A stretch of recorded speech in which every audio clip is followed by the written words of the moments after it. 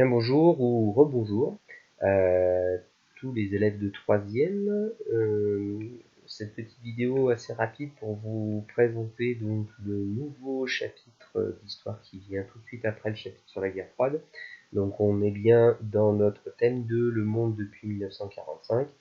Et je vous demande donc de prendre votre cahier partie histoire, et après la partie sur la guerre froide, et bien vous pourrez présenter dans votre cahier comme vous l'avez sous les yeux en ce moment même.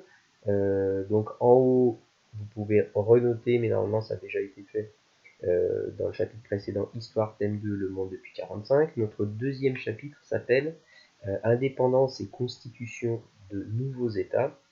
Et en dessous en rouge, la problématique, c'est quelles furent les causes, les formes et les conséquences de la décolonisation après 1945, puisqu'en fait ce chapitre va s'intéresser justement aux nouveaux États, c'est-à-dire aux pays qui étaient des colonies jusque dans les années 50, 60, pour la plupart d'entre eux, des colonies qui appartenaient aux pays européens, en grande partie la France, la Grande-Bretagne, et qui petit à petit, à partir des années 45-50, vont commencer à revendiquer leur indépendance, leur liberté, et qui vont l'obtenir de différentes manières, souvent de manière pacifique, mais parfois de manière violente avec des guerres.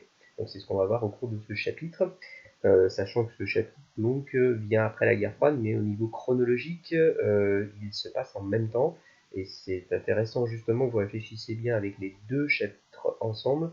L'idée, c'est de voir comment se passe cette décolonisation dans un contexte international de guerre froide, donc de tensions très fortes entre les deux grandes puissances, les États-Unis et l'URSS, et comment donc ces nouveaux États qui vont être créés vont se positionner aussi dans ce contexte de guerre froide. Donc il faut bien réfléchir, non pas les deux chapitres séparément, mais les deux chapitres ensemble.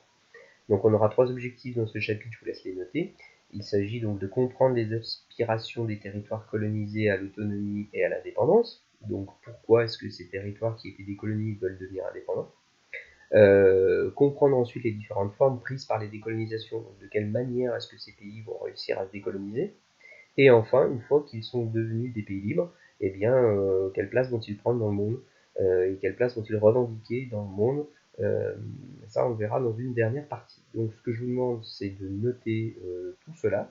Et ensuite, dans un second temps, je vous transmettrai la fiche de travail et également des vidéos à regarder, à compléter, qui vous permettront de compléter les fiches que je vous transmettrai. Mais donc dans un premier temps, je vous demande de noter cette introduction, cette première partie, cette présentation sur votre cahier dans la partie histoire. Voilà.